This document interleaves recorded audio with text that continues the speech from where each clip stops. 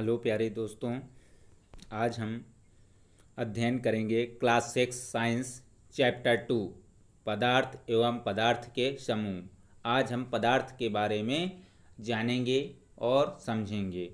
पदार्थ क्या है, चलिए इसके चैप्टर 2 का क्वेश्चन नंबर 1 देखते हैं। एक्सरसाइज सॉल्व करते हैं हम। प्रश्न नंबर 1, सही विकल्प छांटकर अपनी उत्तर पुस्तिका में लिखिए। का नंबर है वर्गीकरण आवश्यक होता है। क्यों वर्गीकरण क्यों आवश्यक होता है? वस्तुओं को व्यवस्थित करने हेतु, वस्तुएं एवं पदार्थ के गुणों को आसानी से समझने हेतु, विद्यालय के पुस्तकालय हेतु, सभी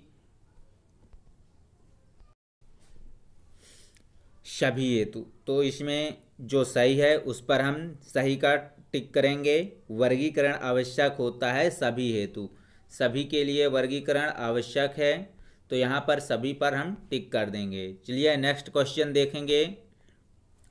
किसी द्रव को गर्म करने पर वह बदल जाता है, किसमें बदल जाता है? जब किसी द्रव को हम गर्म करते हैं तो किसमें बदल जाता है? ठोस में, गैस में, किसी में नहीं, या जल वाष्प में। किसमें बदल जाता है? गैस में। किसमें बदल जाता है? गैस में। जब किसी द्रव को हम गर्म करते हैं तो वो बदल जाता है किसमें? गैस में। तो हम गैस वाले में टिक कर देंगे, गैस में बदल जाता है। नेक्स्ट क्वेश्चन देखेंगे।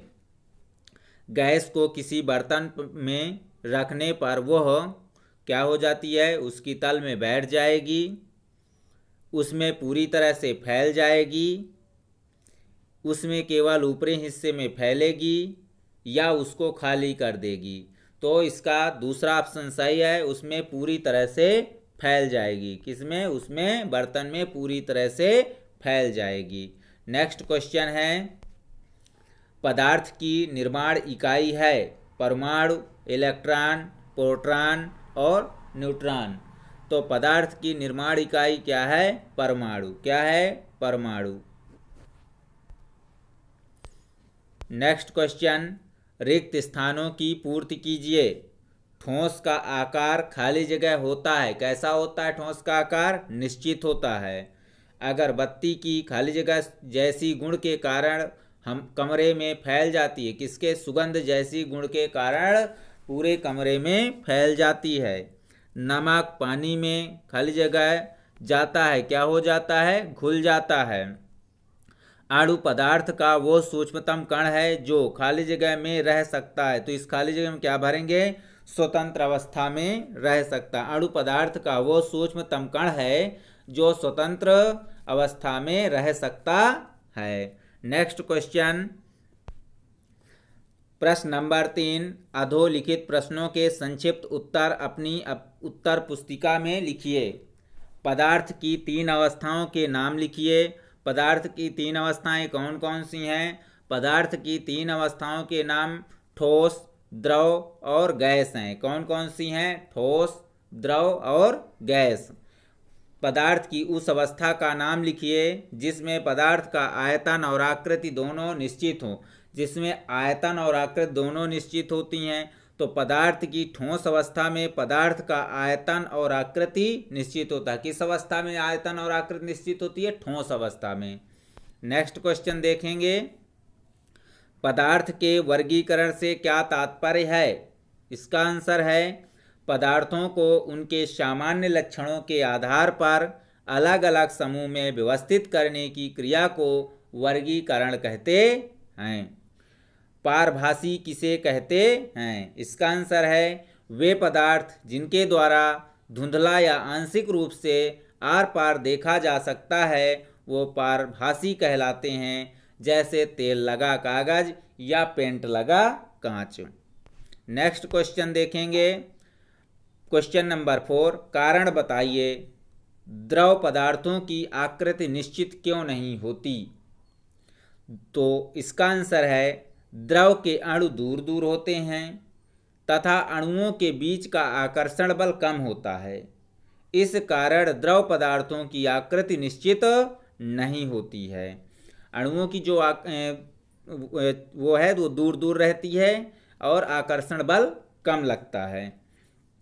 जल से भरा गिलास खाली गिलास की अपेक्षा भारी क्यों होता है? इसका आंसर है जल से भरा गिलास खाली गिलास दोनों का आयतन समान होता है।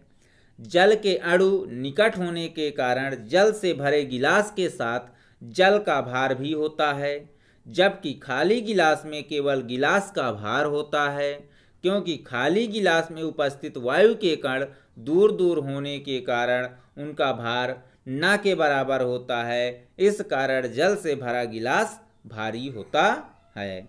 नेक्स्ट क्वेश्चन, निम्नलिखित प्रश्नों के उत्तर अपनी अभ्यास पुस्तिका में लिखिए। एक प्रयोग बताएं जिससे स्पष्ट होता है कि पदार्थ स्थान घेरता है। तो चलिए हम एक गुब्बारा ले लें, उसमें हवा भरें। चलिए देखिए, पहले इस प्रकार का गुब्बारा, इसमें हवा भरते हैं, हवा भरने पर गुब्बारा फूलने लगता है। ये हवा भरने पर गुब्बारा फूल जाता है। तो क्यों फूल जाता है? क्योंकि वो एयर अपना एक स्पेस घेरती है और स्थान घेरती है। फूलने लगता है तो वह स्थान घेरता है। इससे सिद्ध होता है कि पदार्थ स्थान घेरता है। तो देखिए गुब्बारा था, तो ये गुब्बारा पहले इसमें हवा नहीं है तो बहुत कम स्थान घेरा, और जैसे जैसे ये इसमें हवा हम भरते गए तो ये फूलता हुआ ज़्यादा स्थान घेर लिया। नेक्स्ट क्वेश्चन, किसी पदार्थ को ठोस अवस्था से द्रव अवस्था तथा द्रव अवस्था से ठोस अवस्था में कैसे बदला जा सकता है? तो किसी वस्तु के ताप में परिवर्तन करके उसकी अवस्था में परिवर्तन किया जा सकता है। जैसे बर्फ को अधिक तापमान पर रखने पर ठोस अवस्था से द्रव अवस्था में पानी में बदल जाता है, तथा पानी को 0 डिग्री सेंटीग्रेड तक ठंडा करके द्रव अवस्था से ठोस अवस्था यानी कि बर्फ में परिवर्तित किया जा सकता है। नेक्स्ट क्वेश्चन है, ठोस, द्रव और गैस में अंतर स्पष्ट कीजिए। ठोस क्या है? ठोस पदार्थों में कण बहुत पास पास होते हैं। इनमें आपसी आकर्षण बल बहुत अधिक होता है जो इन्हें एक साथ बांधे रखता है। ठोस के कण स्थिर होने के कारण इनकी आकृति एवं आयतन निश्चित होते हैं, जैसे कांच, लोहा इत्यादि। द्रव में द्रव के अणु एक दूसरे से दूर दूर होते हैं और आपसी आकर्षण बल ठोस की तुलना में कम होता है। इसी कारण द्रव की आकृति निश्चित नहीं होती है, किंतु आयतन निश्चित होता है, जैसे जल में। गैसीय पदार्थ में कण अपेक्षाकृत बहुत दूर दूर होते हैं और इनमें आपसी आकर्षण बल नहीं के बराबर होता है, जैसे ऑक्सीजन। इसमें देखिए चित्र के माध्यम से दिखाया गया पदार्थ की अवस्थाएं ठोस, द्रव और गैस। तो ठोस से हम गलन या संगलन इसको गर्म करके द्रव में परिवर्तन कर सकते हैं और फिर इसको और अधिक गर्म करके इसको गैस में परिवर्तित किया जा सकता है और पुनः इसको ठंडा करते हुए इसको ठोस में या द्रव में और द्रव से ठोस में परिवर्तन किया जा सकता है। यहाँ पर दिखाया गया है अणुओं की स्थिति। ठोस में अणु सघन मात्रा में हैं और द्रव में थोड़ा उससे विरल हैं और गैस में और अत्यधिक विरल हैं। नेक्स्ट क्वेश्चन देखेंगे, प्रश्न नंबर 6, पारदर्शिता के आधार पर पदार्थ कितने प्रकार के होते हैं? उदाहरण सहित लिखिए। पारदर्शिता के आधार पर पदार्थ को पारदर्शी, अपारदर्शी तथा पारभासी में वर्गीकृत किया जाता है, जैसे कांच, लोहा, तेल लगा कागज इत्यादि। प्रश्न नंबर 7, परिवेश में पाई जाने वाली 3 कठोर व मुलायम वस्तुओं के नाम लिखिए। तो 3 कठोर वस्तुएं होंगी, लोहा, लकड़ी, कांच, और मुलायम हो गई रबर की गेंद, स्पंज और ऊन। नेक्स्ट क्वेश्चन, चुंबक किन किन पदार्थों से निर्मित वस्तुओं को अपनी ओर आकर्षित करता है? चुंबक लोहे को अपनी ओर आकर्षित करता है। इसके अलावा निकेल, कोबाल्ट जैसी अन्य धातुओं से बनी वस्तुओं को भी आकर्षित करता है। अपने आसपास दिखाई देने वाली वस्तुओं को पारदर्शी, अपारदर्शी तथा आभासी में चिन्हित कर उसकी सूची बनाइए। तो हमारे आसपास जैसे चमड़ा, मोटा कपड़ा, पतले कांच का टुकड़ा, पत्थर, ट्रेसिंग पेपर इत्यादि मिल सकते हैं। इसको हम अपारदर्शी, पारदर्शी और पारभासी में अगर बांटें तो चमड़ा अपारदर्शी होता है, मोटा कपड़ा पारभासी होता है और पतले कांच का टुकड़ा पारदर्शी होता है, पत्थर अपारदर्शी होता है और ट्रेसिंग पेपर पारभासी होता है।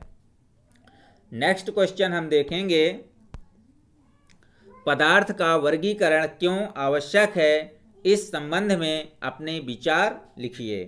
किसी वस्तु की पहचान इसके आकार, बनावट, रंग, उपयोग आदि के आधार पर किया जाता है।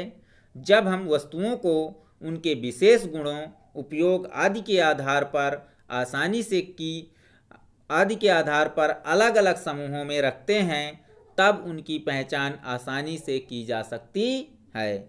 वस्तुओं को उनके सामान्य लक्षणों के आधार पर अलग अलग समूह में व्यवस्थित करने की क्रिया को ही वर्गीकरण कहते हैं। धन्यवाद। Please like and subscribe